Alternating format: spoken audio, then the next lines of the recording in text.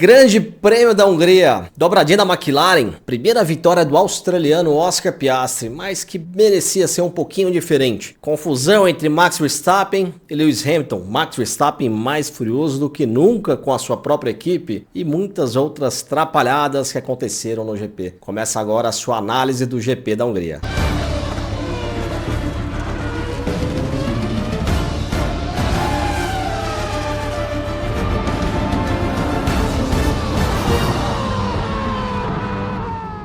Essa análise é um oferecimento de F12.bet. Jogue com responsabilidade. Vamos direto para a classificação. O circuito da Hungria tem um asfalto um pouco abrasível, mas que exige muito dos pneus na tração, e o que costuma agravar lá são as altas temperaturas. No início da semana havia dois alertas para a região, um de tempestade que caiu na quarta-feira e arrancou o teto do Hospitality Center da McLaren, e alertas de altas temperaturas para o domingo. Mas a classificação aconteceu o que ninguém esperava, choveu um pouco antes da classificação e iniciou com asfalto molhado. Todos foram para a pista com os pneus slick. Logo no Q1, Sérgio Pérez, mais uma vez, erra e vai para o muro. Causou a primeira bandeira vermelha, faltando um pouco mais de 6 minutos para a classificação acabar. Essa foi a quarta vez nas últimas 6 corridas que ele fica logo pelo Q1. Apenas para comparação, em 13 corridas, Pérez só foi ao Q3 em 7 oportunidades. O Tsunoda, que parece nunca ter sido considerado para assumir o carro do Pérez, foi em 8 classificações no Q3 esse ano. O Pérez tinha o 9º melhor tempo, mas quando o treino recomeçou, ele acabou caindo para 16º. George Russell também ficou de fora logo no Q1. O que aconteceu foi que quando paralisou devido ao acidente do Sérgio Pérez, a chuva voltou a cair. A pista, quando reabriu, não chovia mais, mas estava um pouquinho mais úmida que antes e por isso um pouquinho mais lenta também. A Mercedes tinha preparado um plano para o Russell de 3 voltas, uma rápida, uma de desaceleração para ele esfriar os pneus e recarregar a bateria e outra volta rápida. O peso em um carro de Fórmula 1 é muito sensível. A cada 10 kg de combustível o carro fica mais ou menos 3 décimos de segundo mais lento por volta. Por isso que eles sempre andam no limite do consumo, principalmente numa classificação. E o que deu de errado foi que o Russell mudou o plano da Mercedes quando ele abortou a primeira volta. Era para ser a primeira volta rápida, mas por ele estar muito próximo das duas Sauber, ele acabou tirando o pé. Dava para ele ter continuado. Ele acabou fazendo uma primeira volta lenta, acelerou na segunda e na terceira ele também abortou porque provavelmente não tinha mais bateria para uma volta inteira e porque também pegou tráfego dos carros à frente também nas suas voltas de desaceleração. Por isso que ele não tinha mais combustível para uma quarta volta. E com a drenagem rápida da pista, quem ficou até o final, conseguiu abrir a volta no limite do tempo, conseguiu melhorar os tempos. E é por isso que depois da classificação, na entrevista, o Russell assumiu a culpa. No carro, ainda com os ânimos exaltados, ele acabou culpando a equipe, mas depois ele assumiu que o erro foi dele. Uma dúvida que surgiu na cabeça de todo mundo é se os carros da Fórmula 1 podem ser reabastecidos durante a classificação. Sim, os carros podem ser reabastecidos durante a sessão de classificação, só que para isso eles precisam ir para o box, e o Russell claramente não tinha mais tempo para isso.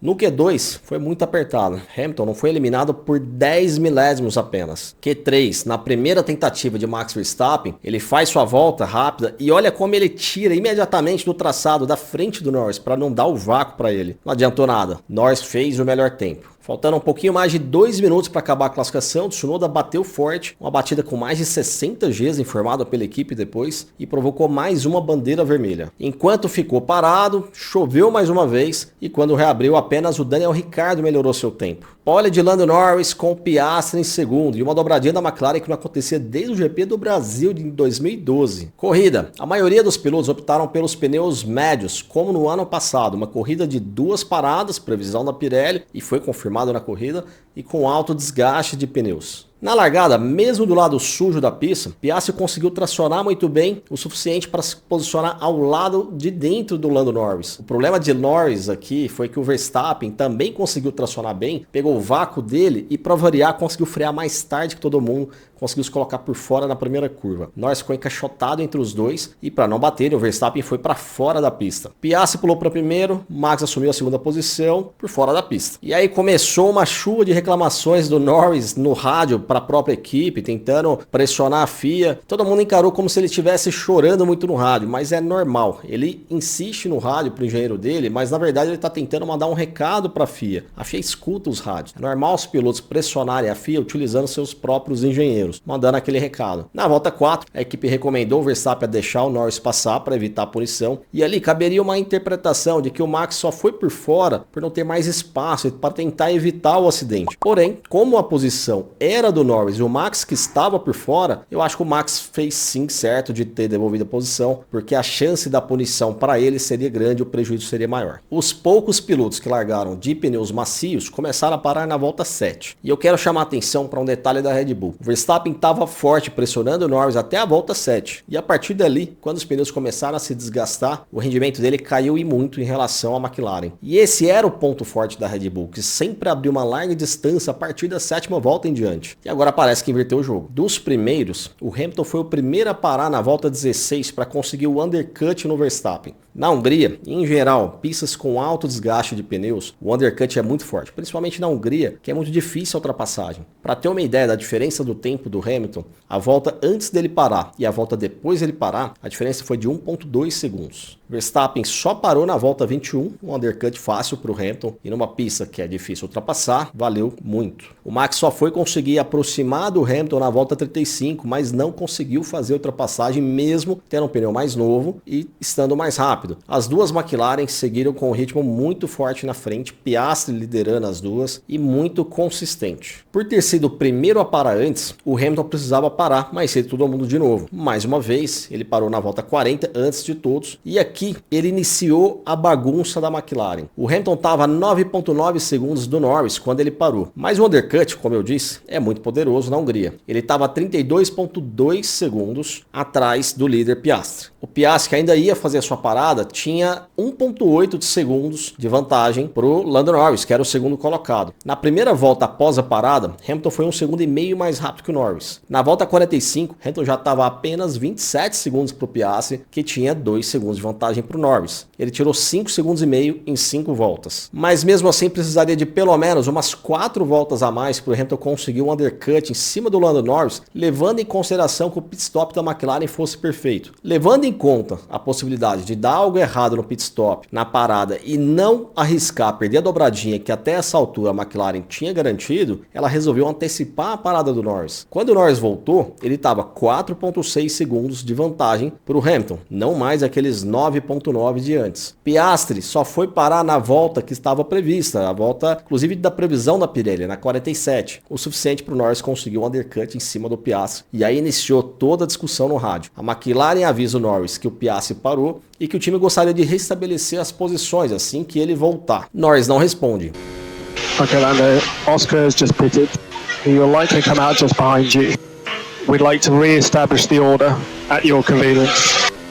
O engenheiro dá a informação sobre a situação de Verstappen, Norris continua calado. Norris começa a puxar o ritmo e começa a fazer volta rápida em cima de volta rápida. O engenheiro fala para ele que ainda faltam 21 voltas, que ele tem a melhor volta e pede para ele cuidar mais dos pneus. Claramente o engenheiro queria que ele diminuísse o ritmo para fazer a troca de posições. Isso se repete mais 2 vezes até que o engenheiro pede para o Norris, então ele pede um cheque de rádio para ver se o Norris está escutando. Só nesse momento que o Norris responde alguma coisa que avisa que o rádio está funcionando bem, ou seja, escutei tudo, não quero falar nada. And Lando, radio check please. Yes, loud and clear. Okay, save the tyres in turn 4 and turn 11 then please. A discussão segue por 19 voltas com uma situação patética do engenheiro implorando para o Norris e apelando para argumentos como: eu sei que você irá fazer a coisa certa, estou tentando te proteger, o jeito de vencer um campeonato não é dessa forma, você vai precisar do time, você vai precisar do Piastri lá na frente. I know you'll do the right thing. Okay, No, am I I'm not? trying to protect you, mate. I promise, I'm trying to protect you. There are 5 laps to go. The way to win a championship is not by yourself, it's with the team. You're going to need Oscar and you're going to need the team. Faltando 2 voltas para o fim, o Norris deixou o Piastri passar. Situação constrangedora da McLaren, situação constrangedora para todos os fãs. Na minha opinião, o Norris deveria ter permanecido em primeiro lugar. As circunstâncias o levaram a parar primeiro. É ele quem está disputando o campeonato de pilotos. A dobradinha da McLaren já estava segurada, ela não estava em risco. Não se tira um piloto que disputa o campeonato da liderança para dar a posição para o outro que não disputa. Isso é inédito. E o Norris mostrou na pista, neste momento, que tinha um ritmo melhor que que o Piastri. O engenheiro dele chegou a dizer isso dentro dos argumentos, dos milhares de argumentos que ele tentou contrapor ali com o Norris. Falou, ok, Lando, ele não consegue chegar em você, você provou seu ponto, mas isso não importa. Eu acho que importa. Lando, he can't catch you up. You've proved your point, and it really doesn't matter. He's on much bigger tires, much better, he's good. And I would have tried to undercut anyway. If I didn't, I would have gone long. Mate, we did the stop sequence in this order for the good of the team. Yeah, I'm fighting for a championship. Okay, I'm trying to protect you, mate. Enfim, 7 pontos a menos para o Norris, que podem ser muito significativos no final do ano. Voltando para o resto da corrida, Verstappen só parou na volta 49. Entre os primeiros, foi o último a parar. Levou o undercut agora também de Leclerc. Pela primeira vez nesse ano, talvez, a Hannah Schmidt errou feio na estratégia. O Verstappen pontuou isso no rádio. Na volta 57, o Verstappen consegue retomar a posição do Leclerc e parte para buscar o Hamilton. Na 63, ele vai para cima do Hamilton. Ele aproveita o Hamilton trapaceando um retardatário, que era o Alex Albon, e faz um mergulho dive bomb no momento em que o Hamilton já está freando. E aqui não cabe interpretações. Indiscutível que o Max fez uma manobra que ele não conseguiria concluir, tanto é que ele não conseguiu. Bloqueou os freios e foi para fora. Perceba o barulho do motor dele cortando, sinalizando que o próprio Verstappen já estava freando antes mesmo dele estar ao lado do Hamilton.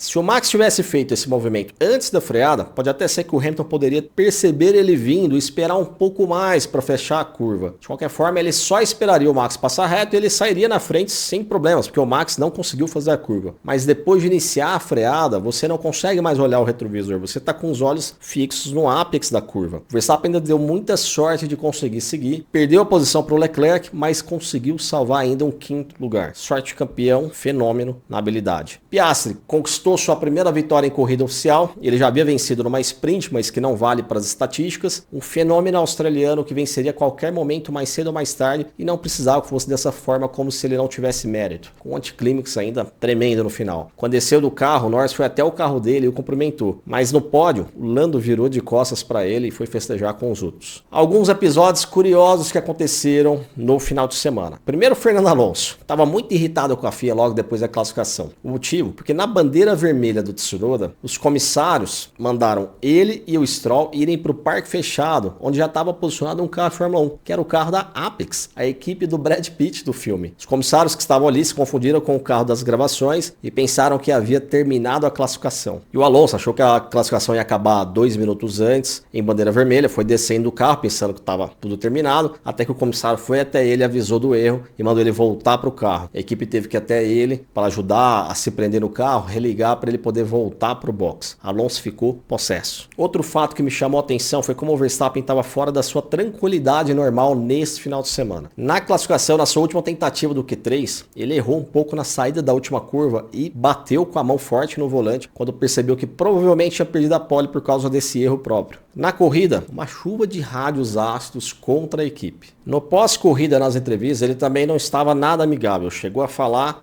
que se as pessoas não concordarem com o jeito dele, podem ficar em casa. Se as pessoas acharem que ele deve pedir desculpas para o engenheiro dele, para o GP, que podem ir para aquele lugar, enfim. Verstappen estava fora de seu ambiente normal, estava muito irritado. Isso demonstra que o clima da Red Bull e a confiança do Verstappen no próprio time não está mais funcionando. Aston Martin, faltando 14 voltas para o fim, o Alonso estava nos pontos em 10º colocado. O Stroll estava atrás, estava mais rápido, com um pneu mais novo. 8 voltas mais novo. A equipe chamou o Alonso no rádio e pediu para ele tentar aproximar do Tsunoda e atacar o Tsunoda, que estava na 9ª posição, na frente do Alonso. O Alonso disse que não conseguia, que estava no limite do carro. Então a equipe disse que ia dar essa oportunidade para o Stroll, mas que se o Stroll não conseguisse ultrapassar o Tsunoda, que ia reverter as posições.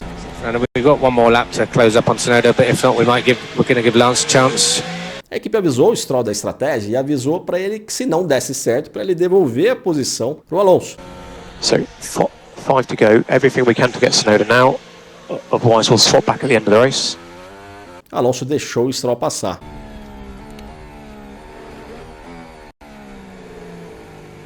Lance Stroll não consegue chegar no Tsunoda. A equipe o chama na última volta, lembra que o Alonso está 4 segundos atrás dele, que não tem pressão, que ele pode devolver a posição. 3 laps to go. You are P10, but we'll have to swap back if we don't get him. So if you don't get him now, you need to switch back before the line. Fernando's 4 seconds behind you, there's no pressure behind. Silêncio no rádio, a corrida acaba, Stroll termina em 10º e o Alonso em 11º, fora dos pontos. Ferrari não conseguiu mais uma vez encontrar ritmo com temperaturas mais altas. Era mais ou menos esperado pelo que a gente tem visto nos últimos grandes prêmios. Comparado com o Norris, o ritmo no final do Leclerc chegava a ser 1 segundo por volta mais lento que o Lando Norris. Red Bull não é mais o melhor carro, esse posto agora é da McLaren, que consegue ser o melhor carro em todas as situações e tipos de pista. Foi dito que após o GP da Bélgica, que é o próximo GP nesse final de semana, a equipe vai se reunir e decidir o destino de Sérgio Pérez. A McLaren descontou 27 pontos no campeonato de construtores e mais 2 corridas como essa, a McLaren vai assumir a liderança do campeonato. Me parece inevitável a essa altura que a Red Bull perca a liderança até o final do ano. E o curioso é que depois que o Adrian Newey anunciou sua saída, nunca mais os upgrades da Red Bull funcionaram. Isso com o Newey nunca tinha acontecido. Até que ponto é consequência disso? Não sei. O Pérez até que fez uma corrida decente, estava na mesma condição do Russell e terminou à frente do Russell. Mas se ele não tivesse errado na classificação, como errou, não estaria nessa posição. Sinceramente eu torço para o Lawson assumir o carro. O Sérgio Pérez já comprometeu o orçamento da Red Bull com essas batidas que ele já teve nesse ano. O teto de orçamentos da Red Bull já vai ficar apertado para novos upgrades. Não sei se isso já está pegando, mas se não estava até agora, vai começar a apertar esse orçamento no final do ano. A próxima corrida já é nesse final de semana na Bélgica, circuito de Spa. É bem provável que o Verstappen troque sua unidade de potência, ele que já está no limite, já está na 4ª unidade de potência, e aí sim ele deve receber uma punição com posições no grid de largada por causa disso. Normalmente 5 posições, mas depende da quantidade de elementos que ele vai trocar. É um circuito totalmente diferente, com retas longas, curvas em alta velocidade, mas meu palpite, McLaren vai dominar mais uma vez, a Mercedes também vai estar forte, e a Red Bull vai estar por ali, tentando brigar com as McLarens, e quem sabe, brigar também com a Mercedes. Muito obrigado mais uma vez, você que nos prestigia, que curte nossos vídeos, assistiu até aqui. Então, ó, se você ainda não segue o canal, por favor, coloque aí para seguir o canal, compartilha com seus amigos, liga o sininho das notificações para quando eu estar postando o vídeo, você receber em primeira mão. Siga em todas as redes sociais. Muito obrigado.